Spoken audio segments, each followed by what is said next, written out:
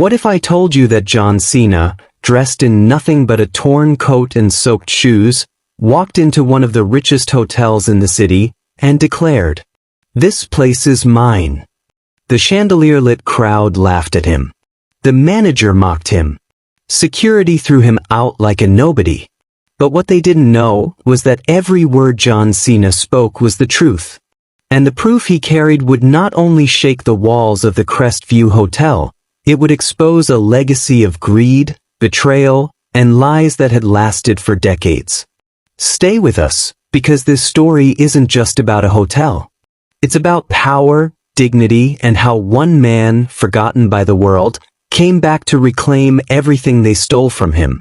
Backhand index pointing right. If you enjoy this story, don't forget to like, share, and subscribe, because tomorrow we'll bring you an even more powerful story just for you. And tell us in the comments below, where are you watching from? The storm outside raged like a beast unleashed. Rain lashed against the towering windows of Crestview Hotel, each drop tapping like a warning drumbeat. Inside, the warmth of golden chandeliers and crystal glass clinks painted a world that felt untouchable by nature's fury. Men in tailored suits told stories of profits and power. Women in gowns glittering with diamonds whispered about who owned which part of the city. This was not just any hotel, it was the heart of New Haven's elite. Every deal that shaped the city, every fortune that grew or collapsed, passed through these marble halls. To belong here was to belong to the very top of society. And then, the heavy oak doors creaked open with a thunderous slam. Heads turned. Conversations froze. Into this polished kingdom walked a figure that did not belong. John Cena. His shoulders broad but hunched from years of carrying burdens no one here could imagine. His coat was torn, the seams frayed. His boots leaked water onto the pristine floor, forming a trail of puddles that seemed like stains on perfection. His hair was plastered to his forehead, his jaw unshaven, his face weathered by time and pain.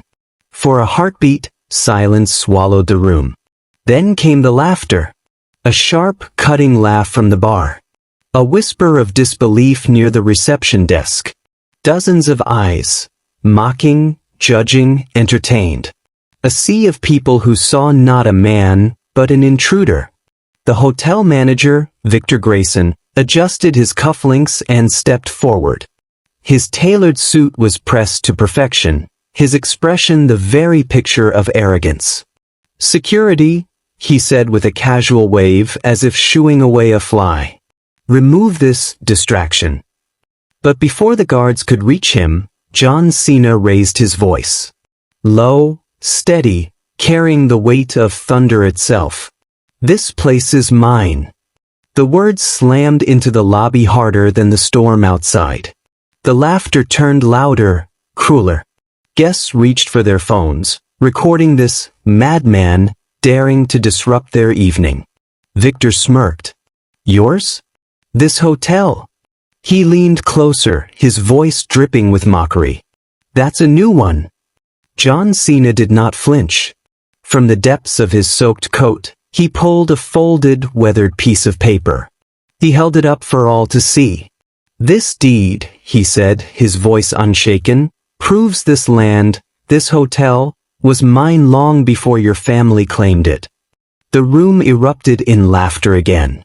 One guest nearly spilled his drink, another muttered, "Who let this lunatic in?" But not everyone was laughing. Behind the reception desk, Sarah Bennett, a young receptionist, froze. Her pen hovered in the air, her eyes fixed on the document.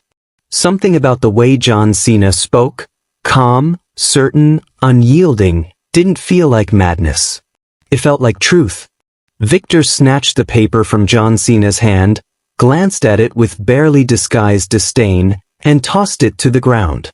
"Pathetic forgery. I've wasted enough of my evening. Get him out." The guards moved in, grabbing John Cena by both arms.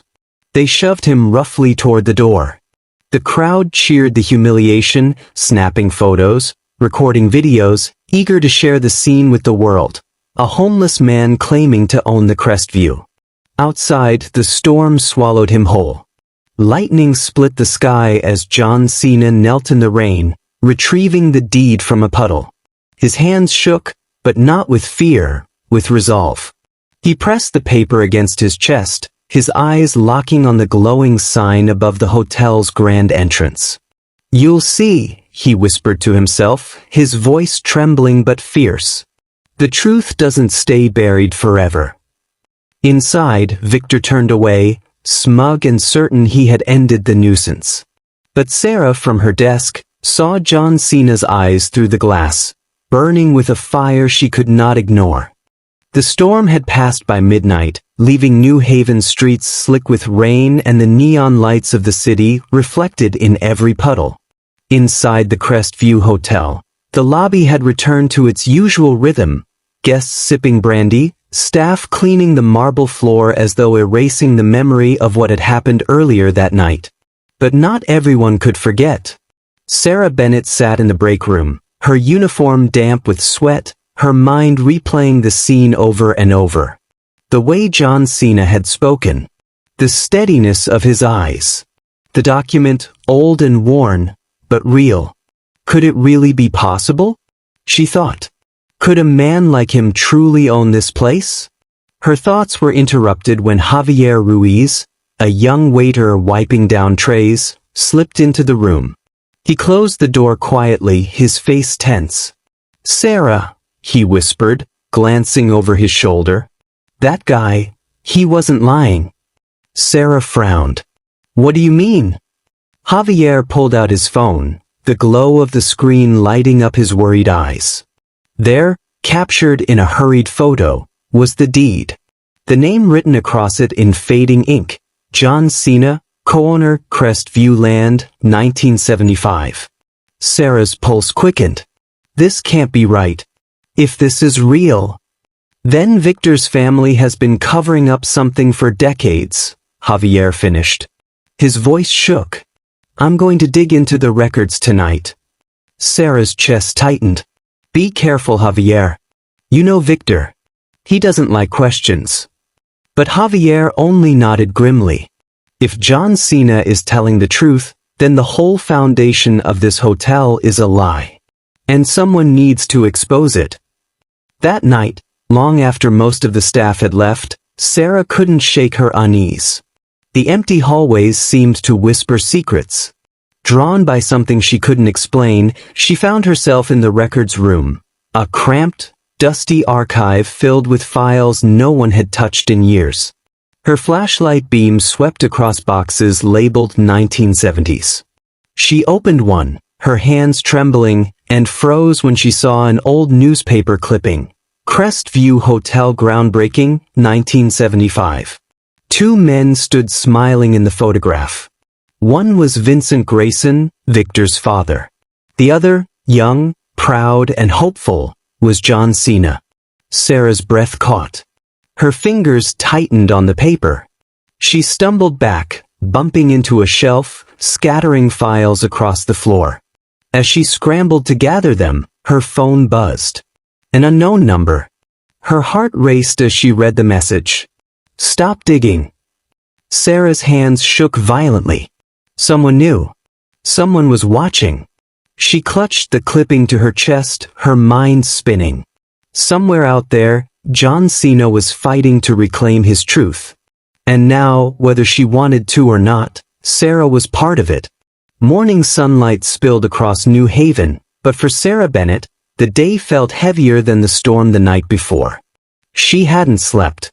The words from that unknown message haunted her. "Stop digging." By mid-morning, she decided she couldn't ignore it. She needed to find John Cena.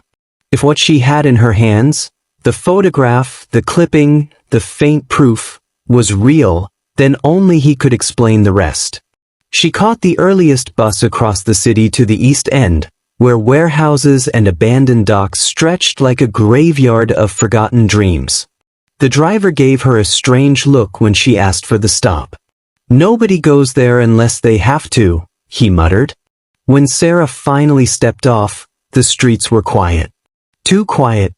She pulled her coat tight around her shoulders, the salty breeze from the harbor cutting through her bones. Then she heard it, a voice, low but strong, echoing from the shadows. "You shouldn't have come here." Sarah spun, her breath caught in her throat. From behind a crumbling brick wall, a figure stepped forward. His coat was patched, his eyes sharp despite the exhaustion etched across his face. It was John Cena. "You're from the hotel," he said, narrowing his gaze. "Why risk it?" Sarah's voice trembled, but she forced herself to speak. "Because I saw the deed. And I found this." She pulled out the clipping, her hands shaking. "You're not lying. You built that hotel, didn't you?" For a moment, the hardness in John Cena's eyes softened. He reached for the paper, his fingers brushing the faded ink. "Yes," he said finally, his voice breaking with a mixture of pain and pride. "I wasn't always like this." And then, as though a dam had broken, the truth began to pour out. "In the 1970s, John Cena began, his voice steady, I had everything. A wife, a daughter, a dream. I worked day and night, saved every dollar I could. When I finally bought land, Vincent Grayson came to me with an idea to build something grand. Crestview Hotel." His jaw tightened, his fists clenching. "We were partners. Equal partners. But in 1987, Vincent turned on me. Forged records. Accused me of stealing money. The police dragged me away in handcuffs while my daughter cried on the front steps. 15 years in prison for a crime I never committed." Sarah's chest tightened. The weight of his words pressed down on her. She saw not just a broken man, but a life stolen, a legacy erased. "My wife left me. My daughter believed I was guilty. By the time I was released, the hotel was his. My name erased like I never existed." John Cena's eyes glistened, but he did not let the tears fall. Sarah whispered, "But you kept the deed." John Cena nodded slowly. "My wife hid it before the arrest. It's the only piece of proof I had left. For years, I've lived in the shadows, watching the Graysons grow rich off my work. But I didn't just watch, I kept records. Every deal, every bribe, every secret. I wrote it all down." He reached into his coat and pulled out a worn notebook. The pages were filled with names, dates, numbers. "But there's more," he said, his voice dropping lower. "There's a ledger in Victor's office. That ledger proves Vincent framed me. And if we get it, the truth will finally come out." Before Sarah could reply, footsteps echoed in the alley. Shadows shifted. A pair of headlights flared at the end of the street. A black van screeched to a halt, its engine growling like a predator. John Cena's jaw tightened. "They've found us," he hissed, grabbing Sarah's arm. "Run." They sprinted through the narrow streets, the van's doors sliding open behind them. Men in dark suits leapt out, their heavy boots pounding on the wet pavement.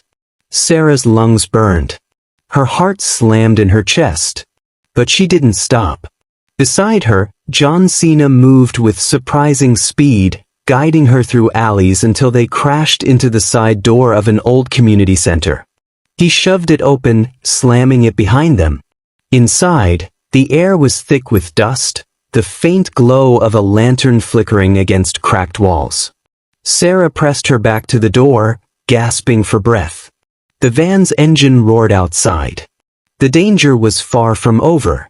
The lantern's dim glow cast long shadows across the dusty walls of the abandoned community center. Sarah's breaths came in ragged gasps, her heart still racing from the chase. Outside, the black van idled, its headlights cutting through the fog like the eyes of a beast waiting to strike. John Cena stood by the window, his broad shoulders tense, every muscle coiled like a spring. His coat dripped water onto the wooden floorboards, but his voice remained steady. "They won't stop. Not until they bury the truth again." Sarah hugged her arms to her chest, trying to keep her fear from consuming her. Then what do? They'll kill us if they catch us. John Cena turned, his gaze fierce. We fight smart. We need proof stronger than this deed. Something undeniable. And I know where it is. The ledger in Victor Grayson's office. It holds records of every bribe, every false deal. And the payment that framed me. Sarah's eyes widened. That's suicide. His office is in the middle of the hotel, guards, cameras, staff everywhere. We'll never make it in. A knock startled them both. Sarah nearly screamed, but John Cena raised a hand for silence. Slowly, he opened the side door an inch. Standing there, with silver hair pulled into a bun and eyes sharp as steel, was Lena Carter, one of the hotel's oldest cleaners. She slipped inside and locked the door behind her. I knew I'd find you here, Lena said, her voice firm but warm. She looked at John Cena, her eyes softening. I remember you. From the early days. Vincent Grayson never built that hotel alone. You did. Sarah blinked in shock. You knew. Lena nodded. I've worked there 40 years. I've seen things. I've kept keys, copies, secrets of my own. And if what you say is true, John, then it's time the truth came out. She reached into her apron and pulled out a ring of keys, their metal clinking softly. Tomorrow night is the gala. Victor will be distracted. That's your chance. Sarah's stomach nodded. The gala, hundreds of guests, staff, security all in one place. The thought of sneaking into Victor's office under those conditions made her knees tremble. But John Cena only nodded, resolve burning in his eyes. Then tomorrow night we end this. The next evening, Crestview Hotel blazed with light. Laughter and music spilled from its gilded halls as limousines lined up outside. The city's elite stepped out in designer suits and glittering dresses, unaware that behind the marble walls, a war for truth was about to begin. In a dark alley by the service entrance, Sarah adjusted the cap over her hair, her hands shaking. Beside her, Lena checked her keys, her expression calm but determined. And towering over them, in a borrowed suit too tight around his shoulders, was John Cena. He adjusted his collar awkwardly, but his eyes remained sharp, locked on the glowing hotel.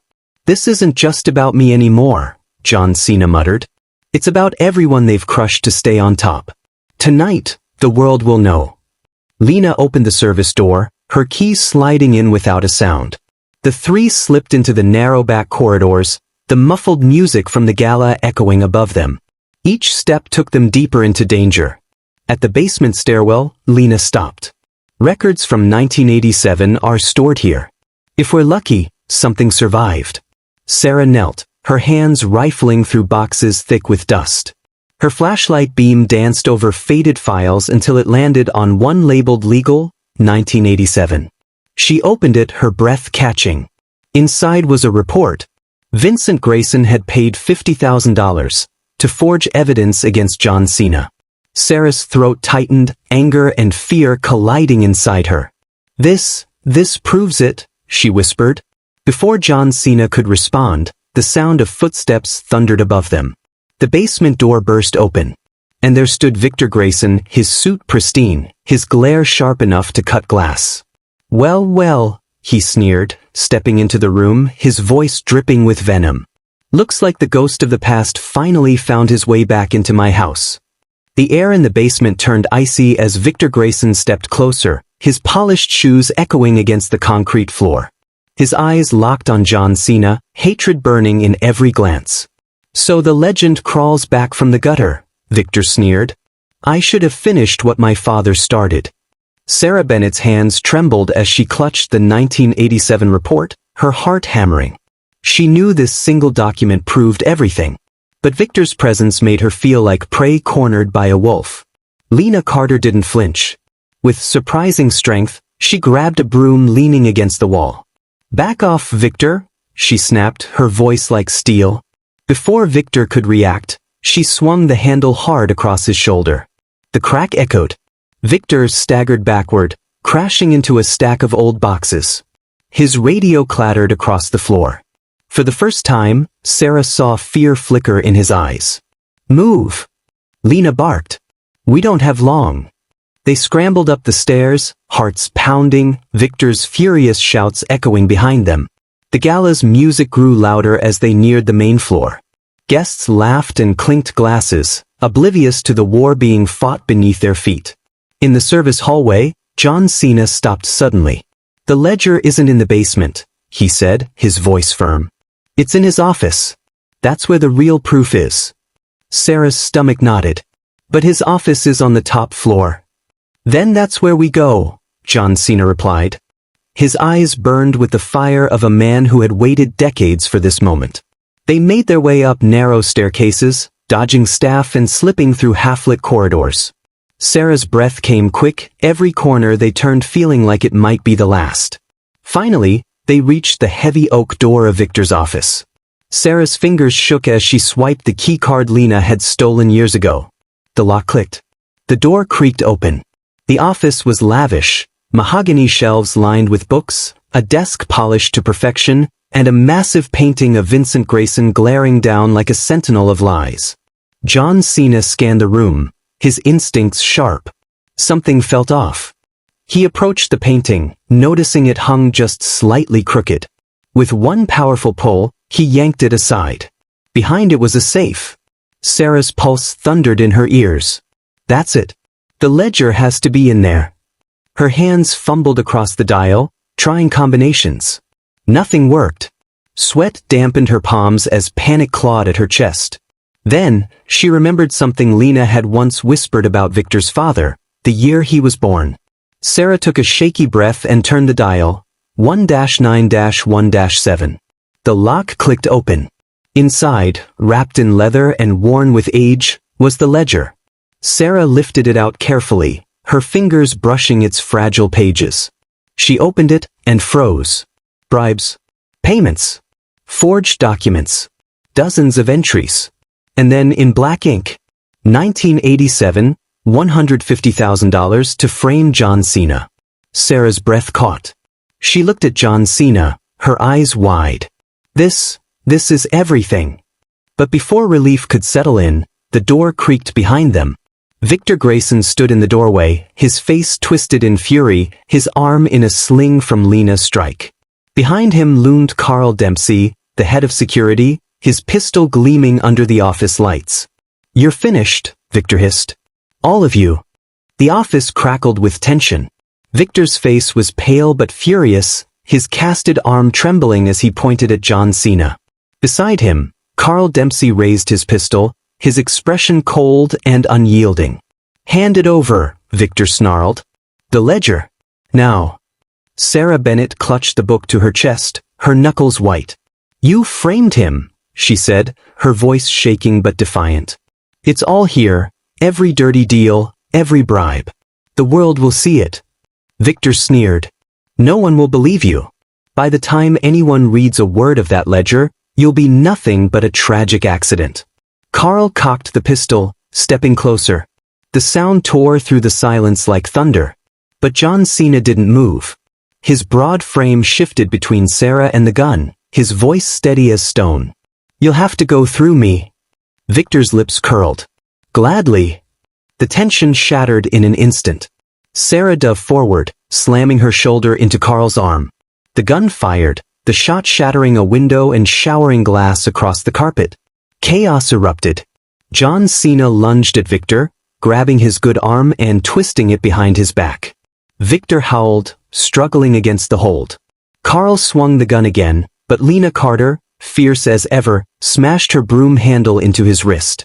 The pistol clattered across the floor. "Run!" Lena shouted. Sarah snatched the ledger and bolted for the hallway. John Cena shoved Victor to the ground and followed, Lena close behind. Behind them, Carl roared in fury, scrambling to his feet, while Victor's voice echoed through the corridors. "Don't let them leave alive." The alarms blared.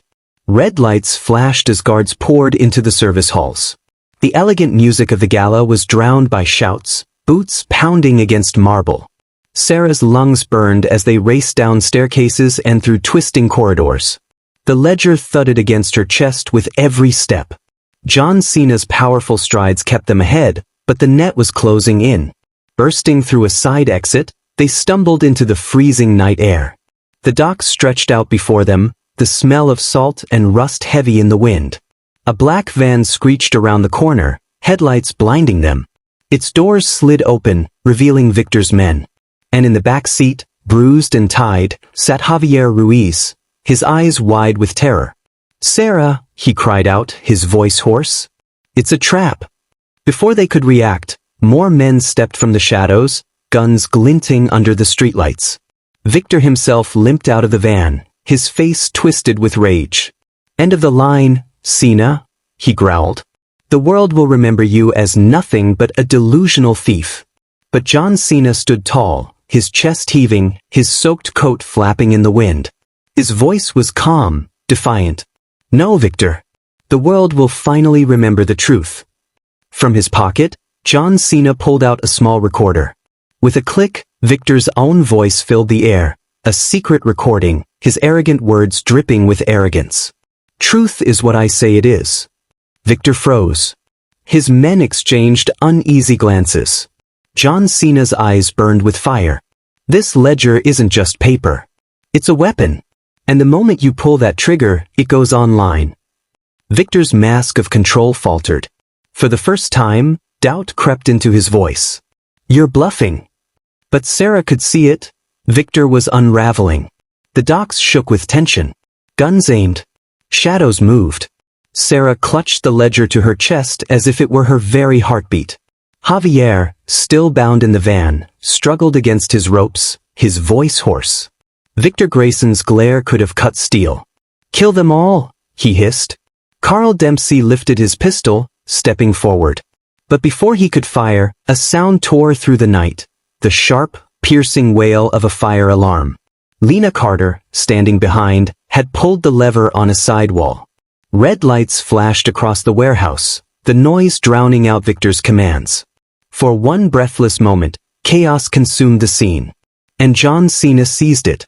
With the force of years of rage and buried strength, he charged Carl, slamming the gun from his hand. The pistol clattered across the concrete. Carl swung a punch, but John Cena caught his arm, twisted, and sent him crashing into a stack of crates. "Go, Sarah!" John Cena roared. Sarah sprinted toward the van. She wrenched the doors open and cut Javier free, pulling him into her arms. His face was bruised, but his smile was alive. "I knew you'd come," he whispered. Meanwhile, Victor pulled another weapon from inside his coat. His hand shook, but his hatred burned bright. He aimed directly at Sarah. But the shot rang out. Sarah screamed, then realized she was unharmed. John Cena had stepped in front of her, the bullet grazing his arm but leaving him standing, unbroken. Victor's face drained of color. For the first time, he looked small. At that exact moment, headlights flared. Sirens wailed. Black SUVs screeched to a halt. FBI agents stormed the docks, their voices booming. "Victor Grayson, you're under arrest for fraud, conspiracy, and attempted murder." The agents swarmed, forcing Victor's men to the ground. Carl was dragged away in handcuffs, his defiance broken. Victor struggled, screaming curses, but his casted arm and bloodied pride left him powerless. "You'll regret this, Cena," he shouted as the agents hauled him toward the SUVs. His voice echoed hollow in the night. But John Cena didn't flinch. He stood tall, his soaked coat torn, his bleeding arm steady at his side. "Justice may take time, Victor," he said, his voice carrying through the chaos. "But it always arrives." Sunrise 3 months later. The Crestview Hotel no longer glowed with greed. Its marble lobby was filled with ordinary people, workers, families, dreamers who had once been shut out. The walls, once adorned with Grayson portraits, now held black and white photographs of New Haven's true builders, shopkeepers, factory workers, artists, unsung heroes. John Cena, dressed in a simple gray suit, walked through the lobby, the deed now framed above the front desk.